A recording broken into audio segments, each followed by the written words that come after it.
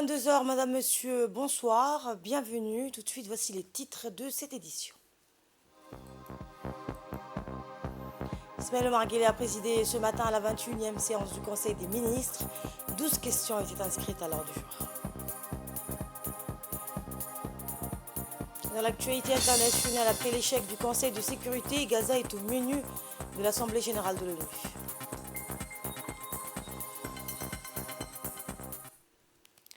Bonsoir. Sous la présidence du chef de l'État et chef du gouvernement a eu lieu ce mardi 12 décembre la 21e séance du Conseil des ministres. Le compte rendu nous est fait par le porte-parole du gouvernement, Mahmoud Ali Youssouf.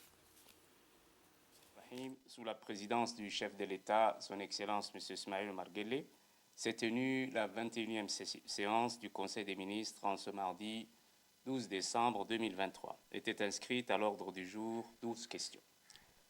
La première question concerne un projet de loi de finances, donc portant budget initial de l'État pour l'exercice 2024. Ce budget est présenté en équilibre en recettes et en dépenses à la somme de 152 milliards 490 millions de francs Djibouti. Ce budget est en baisse de moins 1 milliard 282 millions, soit une légère décroissance de 0,8% par rapport à la loi de finances rectificative de l'exercice 2023.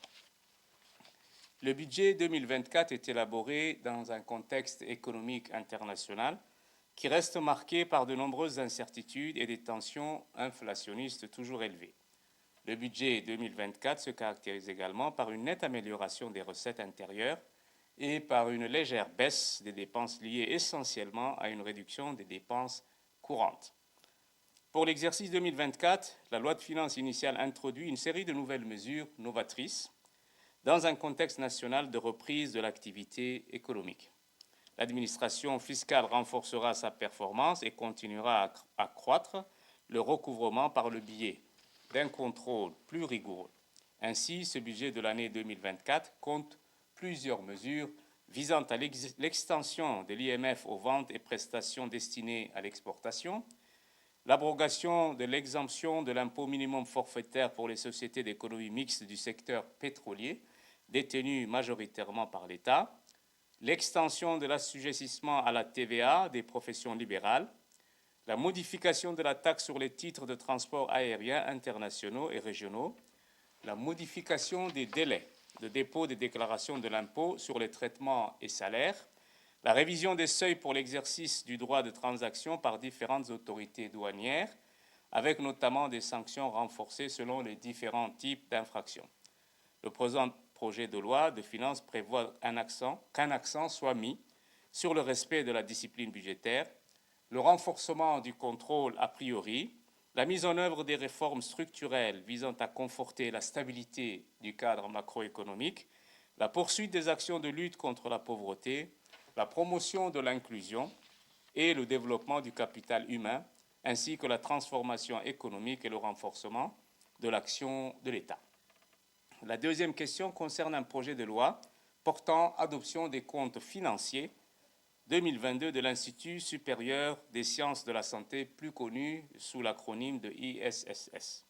Les comptes financiers 2022 de l'ISSS sont arrêtés en produit à 285 778 000 francs Djibouti et en charge à 245 723 000 francs Djibouti, avec un résultat excédentaire de 40 54 000 francs Djibouti.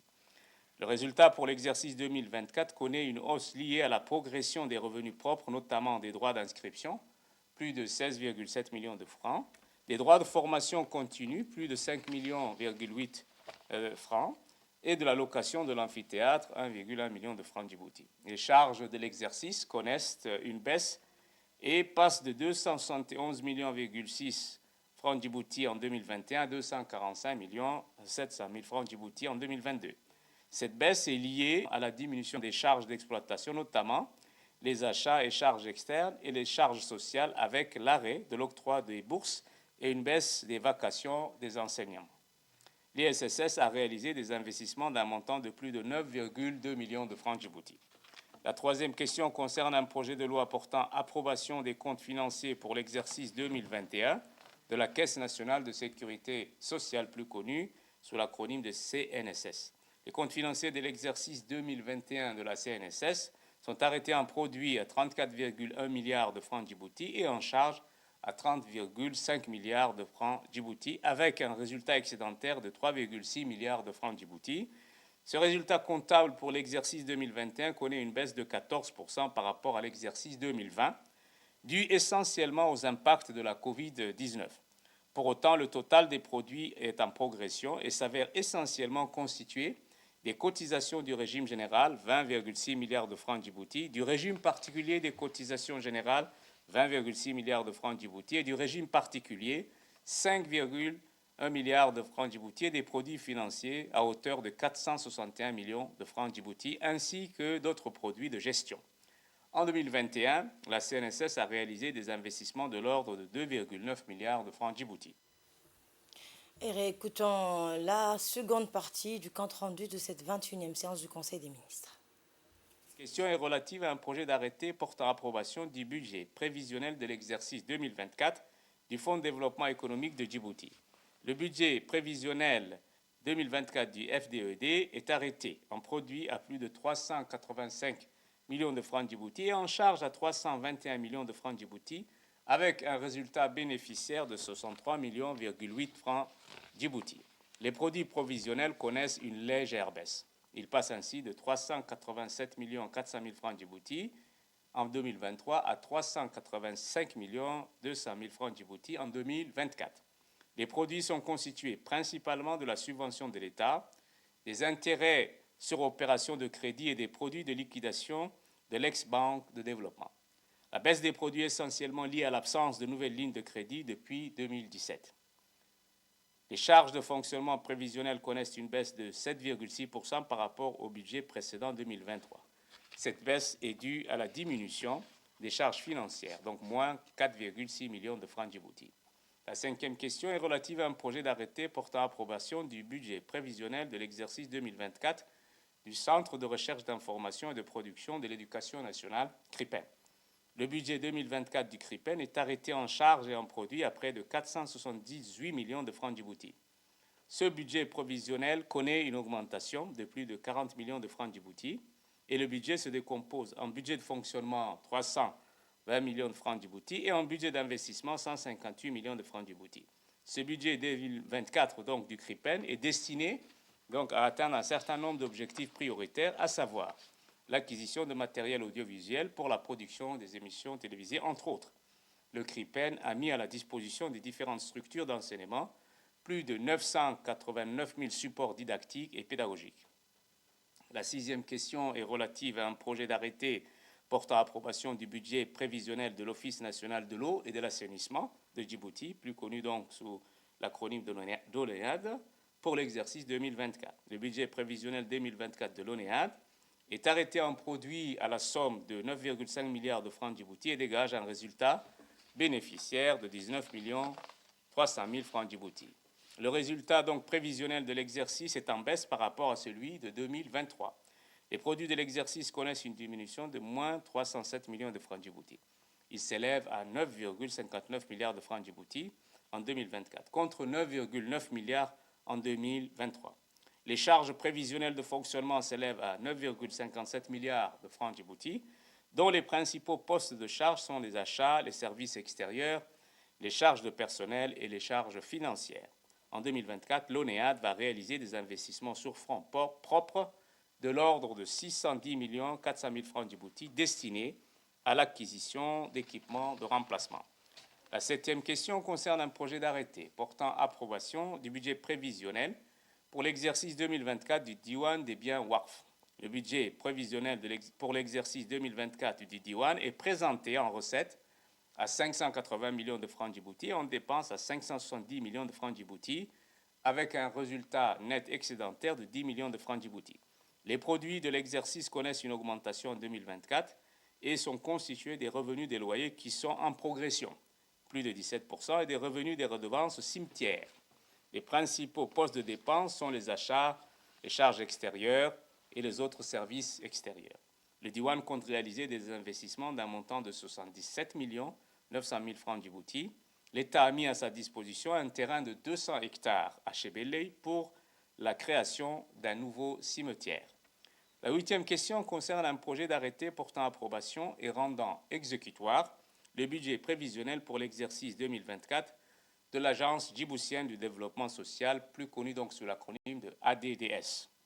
Le budget prévisionnel 2024 de l'ADDS était arrêté en produits et en charges à 523 millions de francs djibouti. Le budget de fonctionnement connaît une augmentation de 7,3%. Les produits de l'exercice sont constitués de la subvention de l'État et du revenu de gestion des projets. En 2024, l'ADDS compte réaliser, dans le cadre de la mise en œuvre des projets d'investissement de plus de 1,2 milliard de francs djibouti, notamment dans les secteurs suivants. Projet de développement urbain intégré, numéro 2, phase 2, le projet de renforcement des communautés pour une meilleure nutrition et les projets intégrés de ressources en eau. La 9e question est relative à un projet d'arrêté portant approbation du budget prévisionnel, donc 2024, de l'Agence de réhabilitation urbaine du logement social appelée ARULOS. Le budget prévisionnel 2024 de l'ARULOS est arrêté en produit à 2 512 millions de francs djibouti et en charge de fonctionnement à 1 145 millions de francs djibouti, avec un résultat prévisionnel positif de 22 688 000 francs djibouti. Les produits de l'agence sont constitués des revenus de loyer et des lotissements, des ventes de parcelles, des produits de la cession amiable et des remboursements des crédits matériaux ainsi que les loyers du marché de Gargar. Les charges financières connaissent une forte progression liée à la prise en charge des prêts du FADES pour la construction des 440 logements et l'ARULOS va investir sur fonds propres un montant de 1 285 millions de francs djibouti dans les travaux de viabilisation de parcelles à Balbala, PK12 et Balbala Sud.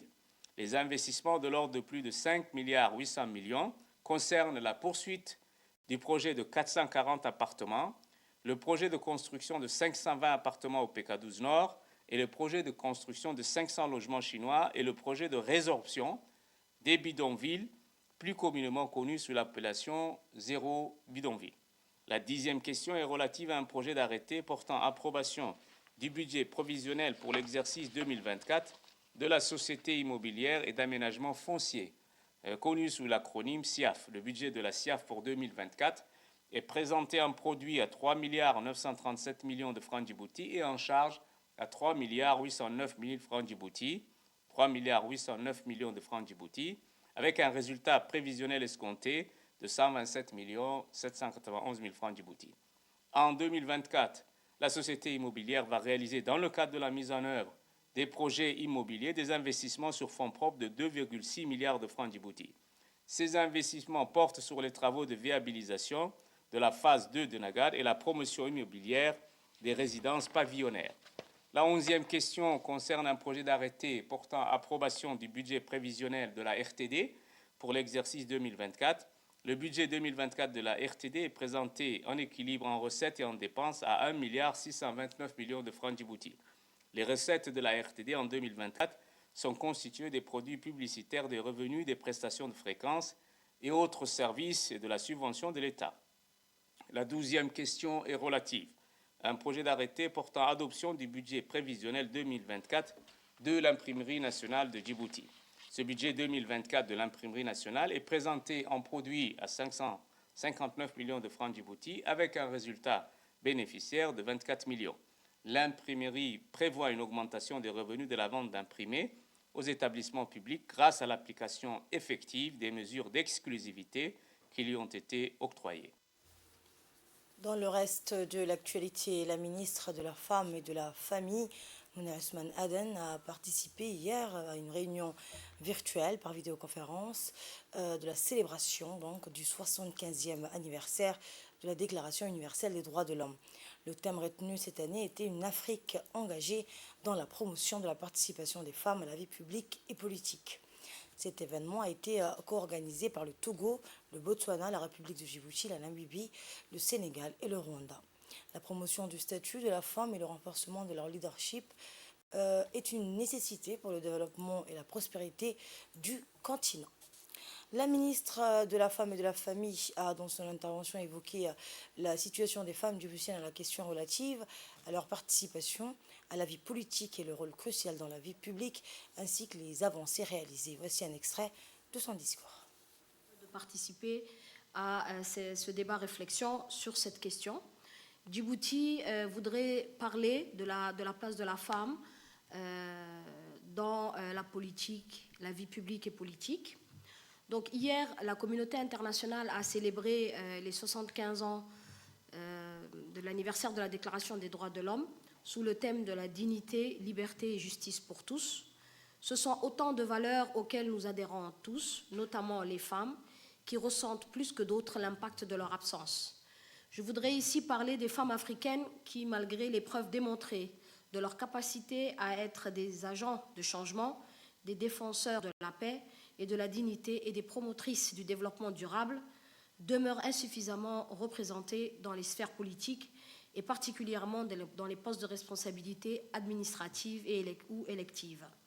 Pourtant, dans ce continent riche et diversifié qu'est l'Afrique, de nombreuses femmes se sont levées et ont pris les rênes du pouvoir politique. Elles ont administré à plusieurs reprises, la preuve de leur capacité à diriger avec efficacité et intégrité. Mais malheureusement, les obstacles à l'accès des femmes aux responsabilités politiques sont nombreux. Ils vont des stéréotypes de genre et de la discrimination aux défis socio-économiques et culturels. Nous, autres femmes responsables, devons travailler ensemble pour créer un environnement qui favorise l'égalité des sexes dans la politique. Nous devons encourager les femmes africaines qui aspirent à des postes politiques. Nous devons leur donner les outils et les ressources nécessaires pour réussir. L'accès des femmes aux responsabilités politiques n'est donc pas seulement une question de justice sociale, c'est une nécessité pour le développement de l'Afrique. Mesdames et messieurs, le mois dernier, Djibouti a adopté la nouvelle politique nationale genre pour les années 2023-2030. Parmi ces 6 orientations stratégiques figure celle de la promotion de la parole des femmes et notamment leur droit à exercer les responsabilités publiques dans un cadre d'équité, d'égalité des chances avec les hommes. Parmi les recommandations issues de cette politique, 3 nous semblent en mesure de guider vers la réalisation de la parité en termes de responsabilité administrative et élective. Il s'agit donc de renforcer la parité homme-femme dans les postes importants de l'État, examiner les lois discriminatoires existantes dans l'arsenal juridique djiboutien en ayant comme référence les dispositions de la Constitution et des instruments internationaux ratifiés par l'État, et généraliser les principes de l'égalité homme-femme dans les différentes instances liées aux élections au niveau national et à l'échelle régionale. Grâce donc à la volonté politique résolue portée en premier plan par le président de la République, son Excellence Ismaïl Omar Guelleh, nous pouvons affirmer qu'aucun recul ne sera possible quant à la reconnaissance du leadership des femmes dans notre pays. Bien au contraire, les Djiboutiennes attendent mieux et plus. Et la journée internationale des volontaires a été célébrée hier au Djibouti Palace Kempinski avec le programme des Nations Unies pour le développement, le PNUD, en étroite collaboration avec le ministère de la Jeunesse et de la Culture. Outre la ministre de la Jeunesse et de la Culture, Hibo Momin, en prépare à cette cérémonie le secrétaire général du ministère du Travail, plusieurs responsables, des représentants des différents ministères, ainsi que de plusieurs dizaines de jeunes bénévoles des centres de développement communautaire de la capitale. L'assistance a par la suite observé une minute de silence en hommage aux volontaires du système des Nations Unies qui ont perdu leur vie à Gaza. En dernier lieu, des tables rondes interactives animées par les experts de la JICA et du Croissant Rouge ont conclu cette journée riche en échanges constructifs entre les jeunes bénévoles et les volontaires des Nations Unies.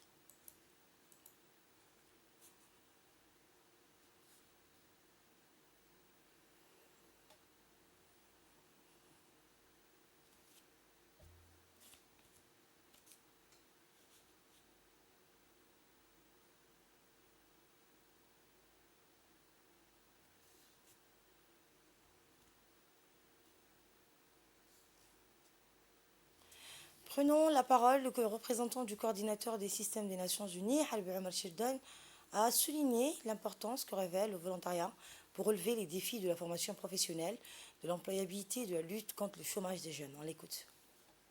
C'est un honneur et un réel plaisir de prendre la parole aujourd'hui au nom du coordonnateur du système des Nations Unies à Djibouti à l'occasion de la célébration de la Journée internationale des volontaires. Le thème de cette année, si chacun agissait, souligne l'importance de l'action collective de la coopération et des actions menées par les populations en réponse aux défis mondiaux, tels que la pauvreté, les inégalités, les conflits, la crise climatique et l'insécurité alimentaire, entre autres. Nous représentons nous-mêmes au niveau des Nations Unies une organisation qui engage et travaille avec des volontaires. À ce jour, en 2023, plus de 12 000 volontaires des Nations Unies ont servi dans plus de 50 institutions de l'ONU, dans le cadre de son programme des volontaires que le PNUD héberge avec fierté, en aidant à promouvoir la paix et le développement durable, ainsi que la réalisation des droits humains pour les populations du monde entier. C'est pour le plus grand nombre de volontaires que nous n'ayons jamais compté, et ils sont âgés de 18 à 77 ans. Environ 94% d'entre eux, aujourd'hui, sont originaires des pays dits du Sud. Dans leurs actions, ils mettent à contribution leurs compétences, leur savoir-faire et leur temps pour faire progresser les objectifs de développement durable. La ministre de la Jeunesse et de la Culture a de son côté accentué dans son allocution que faire du volontariat, c'est mettre ses talents et ses potentialités au service d'une nation solidaire, souveraine et salutaire, propice au développement sociétal durable. Écoutons-le. Avec un immense plaisir et une fierté particulière que je suis parmi vous ce matin pour célébrer la Journée internationale des volontaires. Le volontariat est une réponse pertinente aux défis de la formation professionnelle et de la lutte contre le chômage de jeunes. En effet, beaucoup de pays mettent en œuvre de plus en plus de stratégies pour en assurer la promotion et le développement. Le volontariat est également et surtout un outil approprié de mobilisation de la jeunesse pour réaliser la vision Djibouti 2035 définie pour construire le progrès national en garantissant l'accès équitable pour tous aux ressources de la nation. La jeunesse peut, par des comportements en marge de normes éthiques, être instrumentalisée par des forces mal intentionnées et être victime d'illusions comme les migrations illégales et la drogue qui portent atteinte à sa sécurité et son bien-être. C'est pourquoi la prise en compte des questions de jeunesse constitue, pour Djibouti, et grâce à la vision éclairée du président de la République, son Excellence Ismaïl Omar Guelleh, un impératif pour le progrès économique et social du pays.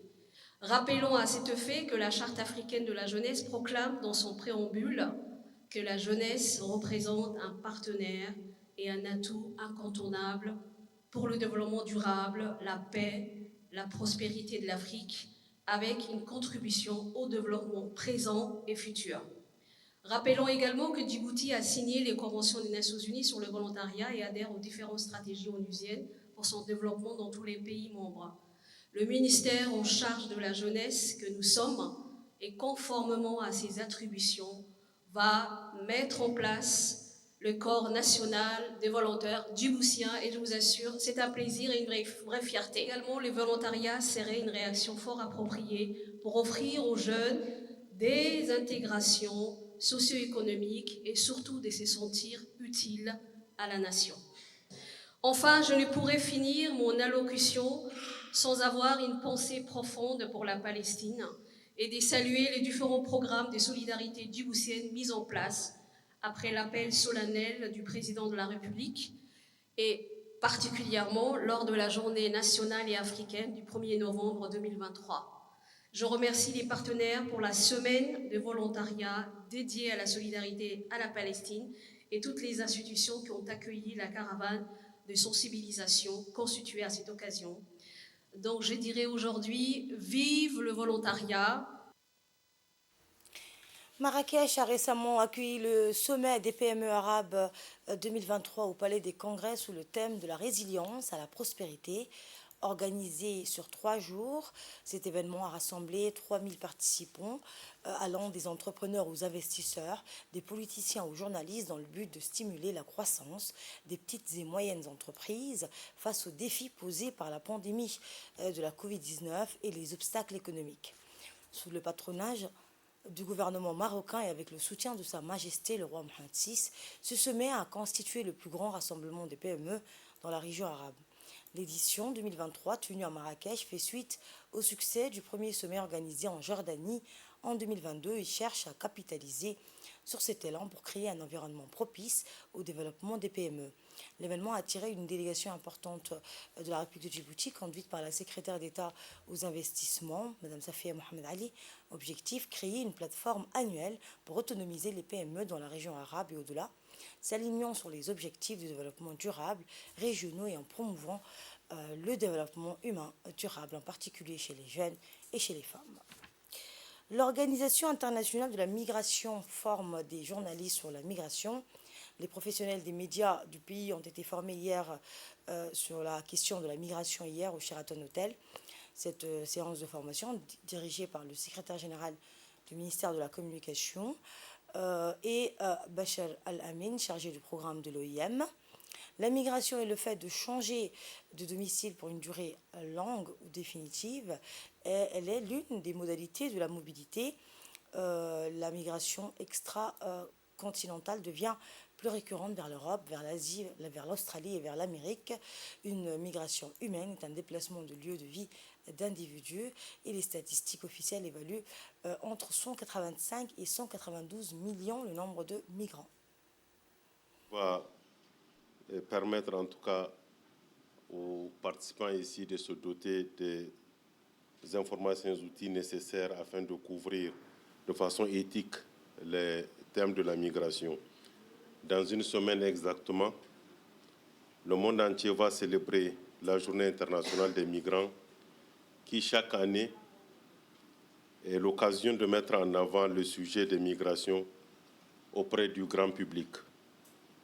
Il s'agit d'informer, de sensibiliser à la diversité et à la complexité des histoires des personnes qui migrent et des multiples formes de migration. Dans cet exercice, les médias sont un partenaire incontournable. Pour l'année 2023, le thème de la Journée internationale des migrants est « Agissez aujourd'hui ».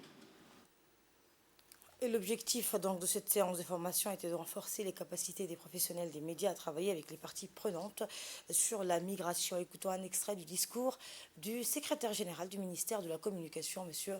Ahmed Youssouf Elmi. Pour moi, un réel plaisir de prendre la parole à la célébration de la Journée internationale des migrants avec l'organisation par l'OIM Djibouti d'un atelier pour les journalistes et professionnels des médias sur les bonnes pratiques pour couvrir les sujets d'actualité liés aux migrations. Si aujourd'hui parler des migrations et notamment de l'immigration régulière ou non compte, la manière d'en parler a donc également son importance. C'est la représentation diffusée dans les médias, en général marquée des stéréotypes, qui est l'une des causes à la mauvaise représentation des migrants. En effet, l'ajustement du cadre journalistique et du temps adopté est également crucial pour susciter de l'empathie auprès des populations d'accueil et permettre ainsi d'éviter que des sources majeures de division liées aux migrations, quelle qu'en soit la nature, apparaissent au niveau national. À Djibouti, bien sûr, qu'il existe d'autres types de migrations auxquelles on est confronté, telles que les diasporas, les migrations féminines, les migrations de travail, les migrations estudiantines, mais j'aimerais porter une attention particulière à la migration irrégulière, car dans un contexte national, notre pays accueille du mieux qu'il peut des milliers de réfugiés issus des pays voisins, amis et frères. À Djibouti, havre de paix, nous accueillons bon nombre de personnes d'origine différentes dans le respect des principes des droits de l'homme, appuyés par des institutions gouvernementales et non gouvernementales, nationales et internationales qui œuvrent sans relâche, avec résilience, mue pour la plupart d'une humanité sans faille.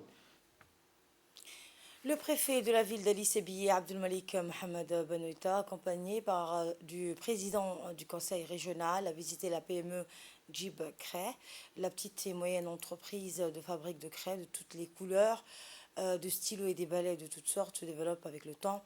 Créée en 2013 avec la seule entité de production de craie d'écoulier par un jeune et fils de la région, Faisal Jamalable, il s'était procuré des modules de machines à craie scolaire lors d'un séjour en Chine.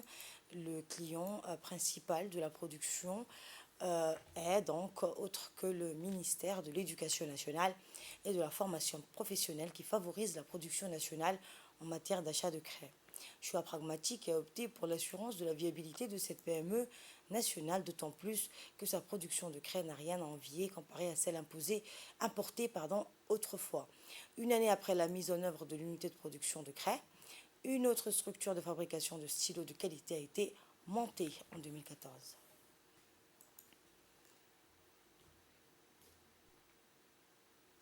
Voici le mot du préfet de la ville d'Ali Sebiye lors de cette visite. Moi, c'est un honneur aujourd'hui de participer ou d'assister à cet atelier qui me semble depuis 2013, lors de son inauguration, qui a commencé par la craie, qui s'est développé de plus en plus parce qu'il fait des balayés. Il nous a montré comment il travaille aujourd'hui. Cela démontre beaucoup de choses, à savoir que c'est une personne qui est engagée.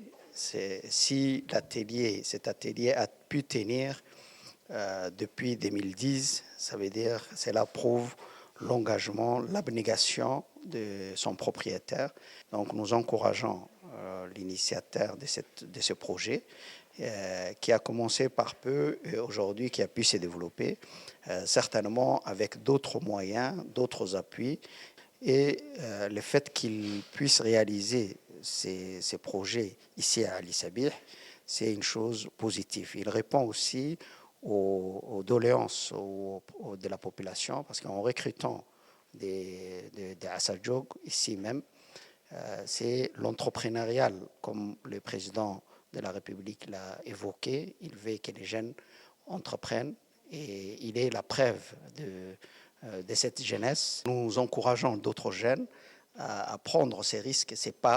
C'est un risque, mais qui peut donner des résultats. Donc nous l'encourageons, nous serons à ses côtés à tout moment.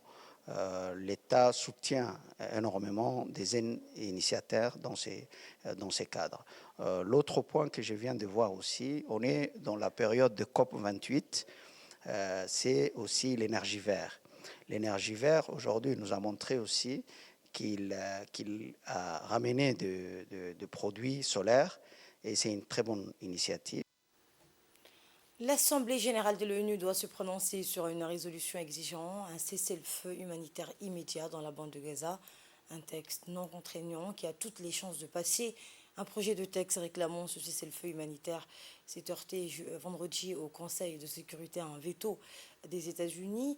De nombreux pays et organisations de défense des droits humains ont déploré cet échec et le nouveau projet de texte reprend en grande partie la résolution bloquée au Conseil de sécurité vendredi par les États-Unis.